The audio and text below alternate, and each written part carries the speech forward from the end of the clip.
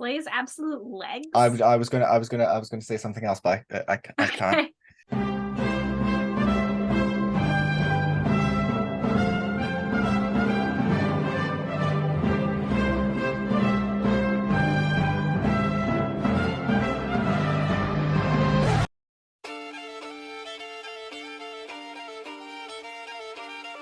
'Today, we are going to be doing something a little different. We are going to be ranking the past 20 stages.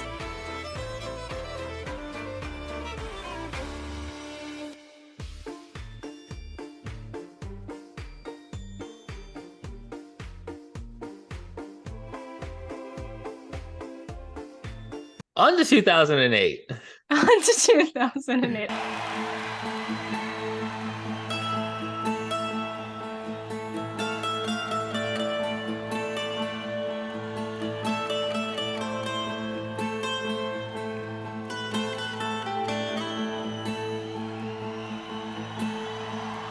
"2008.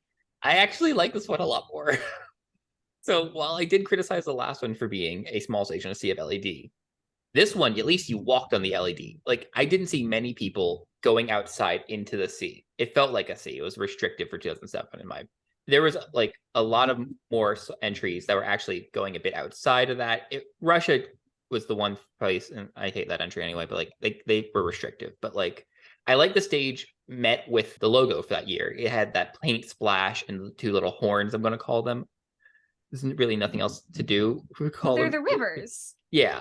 It kind of fit with the theme and everything else in the year. It could tell a good color story. Something like Oro. Like, every year I have a song that, like, sticks with the stage for me. That's Oro for this year. And it's just, it can be up there and personal, but then there's some other songs that can be 2008 quality, and but they also can be very colorful. I have this as a Saved by the Jury because it's also, the camera shots are a bit biasing me on the stages, but like, it had better camera shots than the last one because Serbia was competent in camera shots. And yeah, it was just a bit more open, in my opinion. People explored the stage more, and yeah, I don't hate this as much. See, I've got to put it by Saved by the Jury because I feel so strongly in the aspects that I love, but also the things that I hate, I detest. I love the visual branding in the way, because it's the confluence of sound and it's the confluence of the two rivers and the way that really marries together in its abstract, but it's not like Istanbul where it's just right in your face. It's still abstract and it's got that niceness to it. I don't know why, but the stage feels smaller than Helsinki, even though it is bigger. Because in It has Helsinki, to do with the river thing on the And side. I that was actually going to say that too. also, that but little even raised with that portion. yeah, it feels like it should make the stage feel bigger, because in Helsinki, I don't like, you've got that ring in the front of the stage because that's where the pyro is coming out of. So you can't really, like, oh sorry, the smoke effect, so they can't really stand on that and move much in front of it. Belgrade doesn't really have that, but it still feels smaller. So that's why I can't really put it up, because it feels like it's restricted a lot more of the performers, but with coloring. It's not Helsinki, but it's still one of the greatest colorings. Like, the way it allows that blue emotion of, just to reiterate, Oro is one of the most beautifully staged performances of that year, because they really knew how to use that stage. It was fantastic. So because of those strong opinions either way, I've got to put in Saved by the Jury for me personally. I think that Saved by the Jury is a fair spot for this. I think that my opinions might be colored by the fact that 2008 was sort of a low quality year in other respects, because my opinions on the stages are so vibes based and are often structured around how the performers used this stage. If it was a bad performance, it doesn't do the stage any favors. So I think that Saved by the Jury is fine. Do we want to put it like in the middle? I would put it at the end, like, I yeah, would put it at last. the end. Here? Okay. One of the things that I really like about this stage is, like with 2006, how tied it is not only to the visual identity of the contest, but also to the country in which it was taking place. On 2008, for anyone watching, this is what happens when you have a televote only everything. Yeah, well, 2008 was the year they had the turkey, wasn't it? Yep. And the guy with the golf cart. And the pirates with the floppy Party City swords. I liked the pirates. And Bosnia and Herzegovina with its washing. The laundry people? Yeah. Oh. That was a weird year. No, on 2009. Jusqu'à n'être plus rien que l'ombre de tes nuits. Jusqu'à n'être plus rien qu'une ombre qui te suit. Et s'il fallait le faire.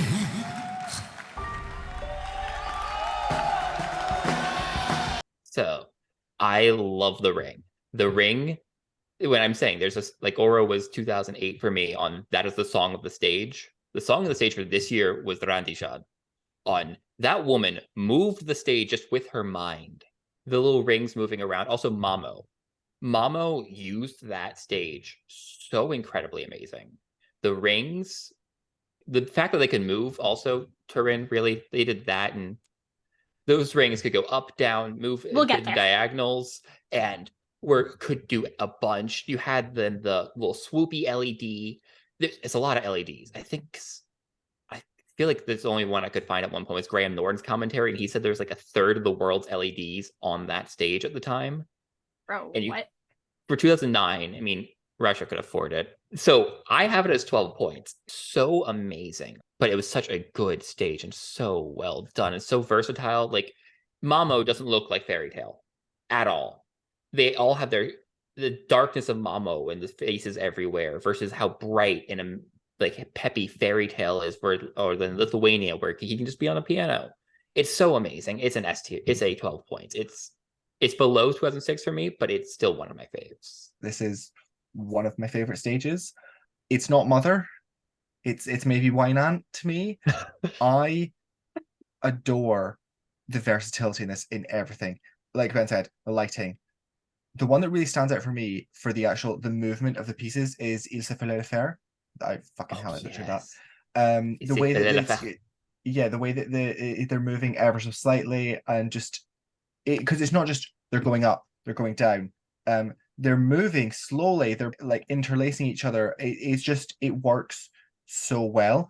But when to really like have this intimate, emotional moment, like Israel, but then Belarus, that hugely over the top, ridiculous camera sweep where it comes off like right off the left hand side of the stage and then comes up into him, like just perfect. Like no other stage can really do that, and a lot of that was done with steady cameras and Crane, not even relying on like the spider cams. It just works so well, and it allowed like really fantastic interval acts as well. Like it was so versatile that I think I would have to put it in 12 points, and I would put it above Athens. There is a part of me that wants to hate this stage on principle because it was the first big, huge stage that we really had. And can I just say though, this isn't the first big, huge stage that we had, because there was 2001. Well, 2000. You're right, but 2001 isn't on this list because we're just going for the past 2 decades. And it just felt bigger, maybe because of the size of the audience as well. It just felt big, huge. And as we're going to see further down the line, a lot of times performers and delegations have a lot of trouble with that. But that really wasn't the case for 2009. So whatever on principle dislike I have for it isn't actually played out in the actual contest.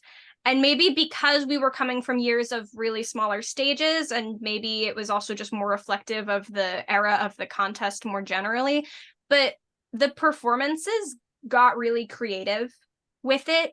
This was the year that we had Anti-Crisis Girl from Ukraine. Like cartwheeling in on I think that was one of the years they had the hamster wheel, and she like comes in on the drums. Are you not going to mention the half-naked gladiators? Well, I'd forgotten about the half-naked gladiators, but yes, also the half-naked gladiators. You saw a lot of like country-specific set pieces being put on the stage. Like for Armenia, they had this little circle thing that they were standing on and interacting with. Germany had like built something on there. Really, they had a little podium with the sofa for Dita Von Teese. Yeah. It was just really high production quality, and everybody used it really well, and like it looked nice. It didn't feel too big. It was Yeah. a big, huge stage, but it didn't feel too big. And so I will very happily put this in Duspoint. Now I get to 2010. Love, I got it bad for you. I saved the best I have for you. You sometimes make me sad and blue. Wouldn't have it any other way. Night and day. So Okay. I don't like the stage. You can tell NRK's budget in this. NRK has historically not had the biggest of budgets, especially compared to their neighbors. And you can tell in this stage. Russia had a third of the world's LEDs. NRK had those lights. Comparing to the years that flank it, why do you have those LEDs? The chandelier, what was the purpose of that? Why did that exist? I hate the little circle thing that encompasses it because it really does just constrict the performance. It feels like you can only go in that little tiny area. We have that little loop. Yeah, you can stand on it, but that's it. The only person who even used the little backing lights well was France. Now, in my opinion, that's it. Because they could actually they had the little people in there. They had I think Greece as well used it well. But like, it's so constrictive. Yeah, you couldn't do much on it. It is what I think. Do I have this? No, I have it on my list as D, as Milpois, because no, I don't care for it at all. I really like this stage, but I don't know if I like this because I'm looking at it as nostalgia because it's the first one that I really go into the contest. It's night and day between Moscow to Oslo, and like they went super low budget. I'm pretty sure NRK actually had to sell the rights to the World Cup to help pay for Eurovision because like it was still not in their budget. But I think they did really like if you're looking at the fact of how low a budget this was for them, they've done quite well. Ben doesn't like the chandelier and things like that, but I really liked what they did with the chandeliers and the curtain because I think the countries that really used it well, I think Belarus, they really used those curtains well. They really made it feel intimate. I mean, they staged that song well. Like that's something like a stage that is allowing 3+2 with butterflies to actually look good. You've got to give them some credit for that. I try to block that song out of my head. But what I really don't like about this is because there's no LEDs and with those lights, it's not very good at creating darkness, but it's also really not very good at creating super bright lightness because I think Sweden should have been a lot darker than it was, and if they're wanting to try replicate what they did in Melfest, they failed because the stage can't really allow for that. And I think that really actually for that particular song, it really impacted it because you're not getting the same vibes. It's also too wide. Those LEDs stretch out at least, I would cut them half on each side. So it's not going out that wide. And I get that it's just the shape of Telenor and like where they put the stage. But I really feel they could have flanked it with something else, something darker, and it would have allowed a lot more versatility in the performances. So I think in my heart, I want to say Saved by the Jury, but realistically, it's non-qualifier for me. I would agree to put it in non-qualifier. I like this stage okay, but the lighting was really restrictive and the lack of LEDs and also just the design of the lights at the back made the whole thing feel a little dated. And that's saying something because when I first watched 2010, I was watching it in like 2017 or something, so it already felt dated, but the lighting design really didn't help. I don't hate it, but it's not great compared to the year before it and compared to some of the other stages we're going to see down the line. So we're going to call it NQ, I think. The only song I can even think that was dark was Turkey. But even then, it's still a lot of red fire. Like they just didn't use the lights. It was just pyro and a bit of it. One also stands out for like how bad the lighting work was with the Ukraine. Yes. Like that is meant to be so deep, so dark and anthemic, and it just isn't. The coloring, like when it goes to like when they try and put a color on, it's just too bold. Like Azerbaijan is just too blue, but there's not really anything they can really do to stop that. It's almost childish. Yeah. Yeah. It doesn't feel like a Eurovision stage. It feels like a low budget national final. So now we move on to one of my least favorite Eurovision stages ever, and Oh, that another is controversial one. 2011. No one will ever treat you right. You're the one who's never satisfied. There is no one like I.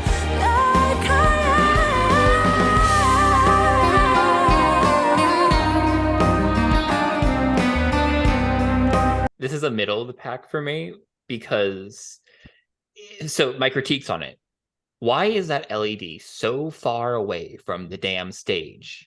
It Yes. is like an entire stage's length away from the tiny thing. I like, trying to put in the round. I would love a contest to try to actually have mixed LEDs while also like being able to do like a 360 experience. I think that'd be amazing. And there's also like some cool tech. There's like a theater in London that does that, where they can transfer from normal to round and it just spins. Futures, if you're any staging people are watching, good idea. I like the idea of trying to make if it. Slovenia win, they're probably going to do that. Because let's face it, every single time there's a EMA like thing, they just try and put a 306 stage in. That's one of the reasons that I want Slovenia to win, because I want to see how that would work. It would be such a good idea. And there's now like so many good techs that you can make LEDs move and curve.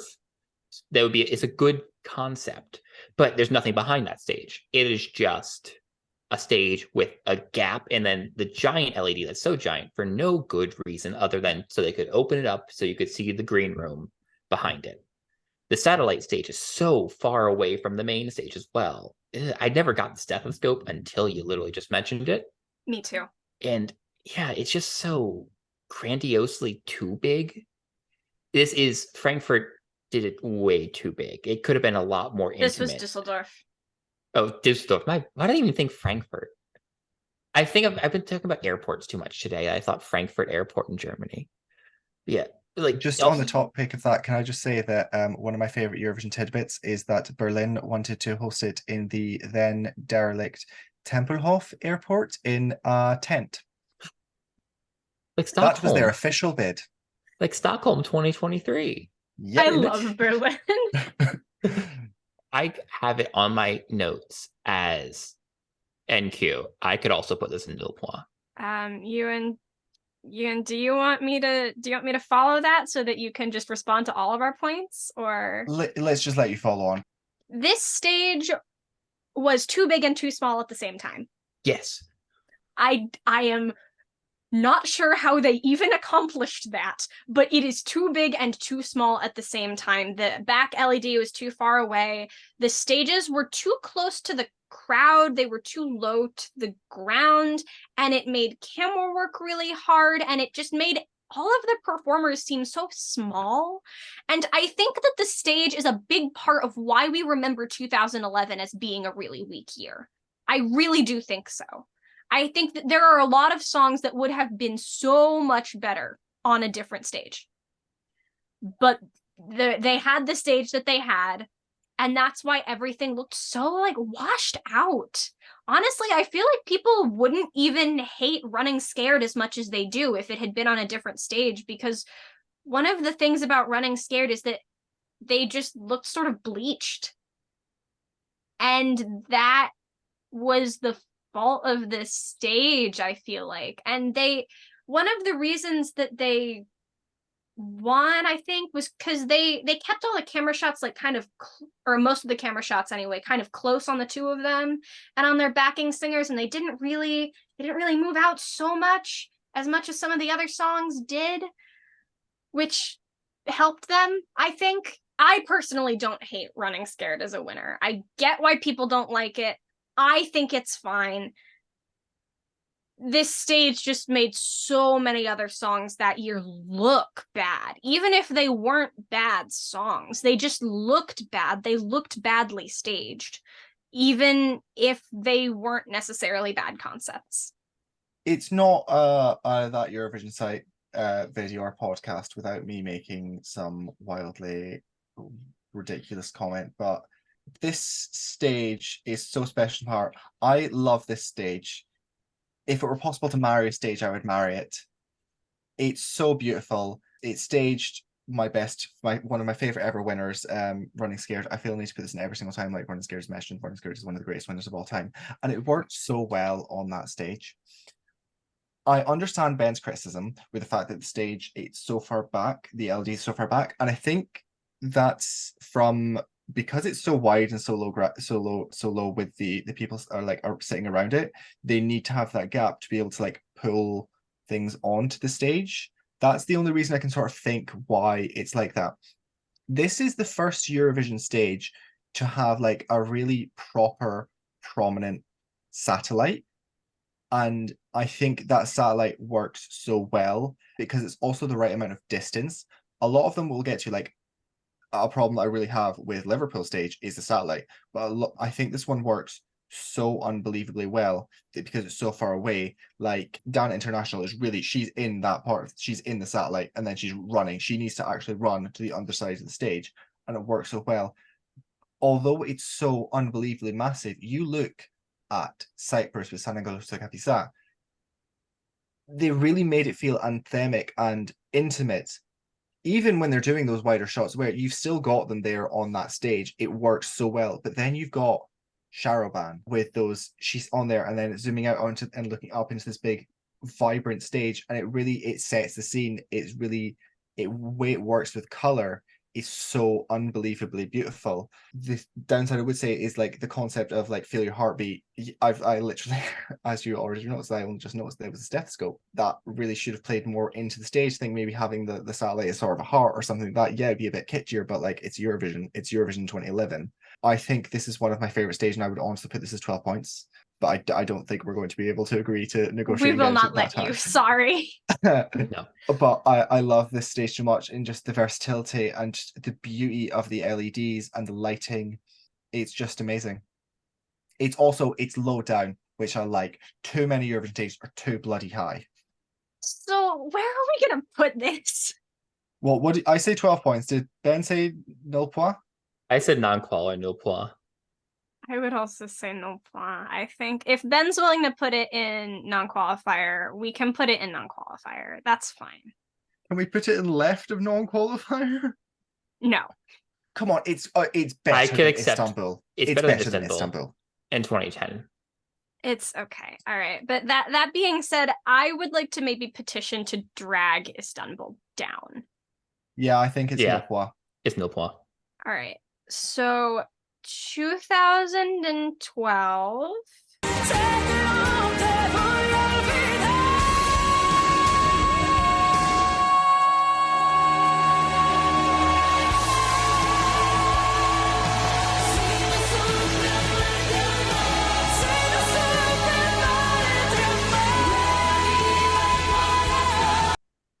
So How are you feeling? When I think of 2012, the songs that I think about barely use the stage at all. They barely use the LED. Like, think of, my top two of the year, Quédate Conmigo and Euphoria. You don't think of the stage. It's the performer on there, and like the stage is kind of even an afterthought because it is so, what the hell were they thinking? It has the same wide. And it's like, so they have the LED, but it's so angular, you can't really do much with it because you can't display an image. The LED has reached a quality finally where you can display good images, but there's so many lines going through it, you can't display a whole thing at all. So you're restricted to colors and like visual designs. But at the same time, it's pretty far back from the front of the stage. It gets very deep. So if you're in front of the stage, you look like you're dwarfed. If you're trying to be like France, use the wind machine to your benefit. It's the deep stage. Then it gets wide, but it's big and it's weird. And yeah, it's such a weird stage. I don't care for it at all. And yeah, like I'm saying, the standouts are the ones for me that barely use the stage. The ones that just make their own little universe. And the stage is there for lighting and for them to stand on. Or they completely obscured it. Like Albania comes to mind, Seuss, where they just filled it with smoke and you couldn't even really see the stage at all. Yeah. I was looking back. So another one I was thinking was like Kula, where they kept it really close on him, from what I remember. I'm surprised I didn't remember any LEDs. They actually did put pictures and stuff in there for some reason. I don't even think of the LEDs even being there because they were so useless. And like, yeah, it's low. I don't know non-qual or nil point, but it is low for me. If it were possible to shag a stage, I would shag it. I love this. I love Okay. everything about. Sorry. Okay, go on. I realize that's not really a statement that Americans use, so that might sound weirder than it actually intended to No, sound. that's Americans have similar sentiments just without the word shag. Yeah, that might be a thing from the UK. Sorry. But yeah, if I could shag this stage, I would shag it.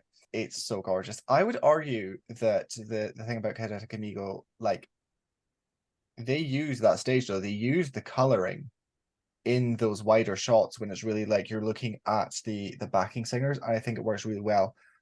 The thing that really stands out for me, and I know we really should be focusing on the Eurovision performance itself, but it's that opening, the way the coloring's used, the way that they have all of those dancers on the stage, and it's big, but it's not so overwhelmingly big. It's not too big at the point where they have to then have the block things of Moscow. I love the way that it really allows for darkness. Kula, never forget Euphoria, because you couldn't do Euphoria on 2023 because it's Well, that's so the thing, bright. is that you could, and we'll get to that. You could. I don't think you could, because you can't, like, you couldn't get the stage dark enough from say 2020 sorry That's 2022 fair. sorry I mean 2022 to really have those focused in visuals. So you still, even if you're not using the stage, you still need the stage to actually allow you to not use it. While other years, because they're so bright or they're so dark, they wouldn't, like, you need to have that. I do love the way the angular, because it's the land of fire, and they've incorporated this, but they've not made it too kitschy. They've not, I know I said like Düsseldorf should have leaned into kitsch, but I think it's good that Baku didn't, because it works so well. I love it. I really love the way that smoke works on the stage. A lot of the other ones, it's either it's too blanketed or there's nowhere near enough, but there's actually enough of a blanket on the stage that the anthemicness really works, like Seuss. So, okay. So my controversial opinion about 2012 as a whole is that Euphoria was not the best song, far and away, but it was the best performance, because they kept the camp. Huh? Sorry? I wouldn't go that far, but Don't make me go grab my Swedish flag at this and moment. I'm It's telling you, behind it me. was the best performance. It just wasn't the best song. And the reason why it was the best performance is because they did not use the stage at all. Every single shot was so close on her. And she didn't even take, like, she had her own separate, smaller stage, and they kept almost all of the shots limited to that. And that's why Euphoria works, because they did that. Like, if Euphoria had tried to do that without her, if Euphoria had tried to, if Lorraine had tried to do that without her little stage and the camera had pulled back a bit, she would have just looked so tiny. And that hurt a lot of other songs. Honestly, I think that the stage being so big and so weirdly shaped is what killed Never Forget so badly. And that, like, there are other songs. Sorry, can I just interject? I don't feel like we Never Forget they tried to use the size of the stage to their detriment. They should have like really leaned into something a lot more intimate and tighter, like Seuss or like Kula. But they could have still done it while acknowledging the wider shots, like Sabina Babayeva did. Yeah, I mean, and that having been said, I think this was just a case of the various staging directors just not really knowing what to do with how big it was. And Never Forget is one example of this. Another one that I think of is Denmark. What was that song called? Should Have Known Better, where they put all this furniture on the stage and they're trying to create this sort of like more intimate feel, I guess, but the stage is so big that they just look awkward. Like, they've dragged out a bunch of armchairs and she's sitting in them singing this very, very sweet song that I like a lot, but it just looks so weird. It's so discordant with this design of the stage. While the stage worked really well for dark songs, lighter and brighter songs really got short shrift this year. I mean, like, La La Love. La La Love is one of them that could have benefited from a lot more brightness. I think I mean, Beautiful everything Song was wrong was with La La killed Love, by though. this. Huh? Everything was wrong about La La Love, though. That staging was wrong from the Don't. start. Okay. But Beautiful Song from Latvia is also one that I think really got nerfed by this stage. That could have done with like real bright colors, but the design of the stage and the arena as a whole was just so dark that it just couldn't work. It didn't work and it couldn't work. And I think that was part of why this year we saw so many set pieces like La La Love had, like Denmark had, like Russia had with the ovens and the bread. I think that part of the reason, maybe not the whole reason, but part of the reason why we had so many set pieces was because they needed to fill the stage somehow and they couldn't figure out how to do it because it was so big. And again, it was too close to the audience. And a lot of the shots that we saw of the audience also just felt really weird because everything was really low and just kind of flat. Which isn't, I like the visual design of this stage better than 2011. But similarly to 2011, a lot of artists really struggled with it. And there were a few that did it really well. Like Albania, like Sweden. There were a few that did it really well. I like the visual design better than 2011, but it still wasn't great. I would have it above 2011 personally, but I still really don't like it. So where are we putting this, folks? I will put this as high as you will allow me to have it. I can put this around 2003. Like I will be happy with before 2003 if I can get away with that. I could put it right there. here? That's interesting. Okay, I can live with that. I can live with that. We're about to get into my strongest opinion. This is your strongest opinion?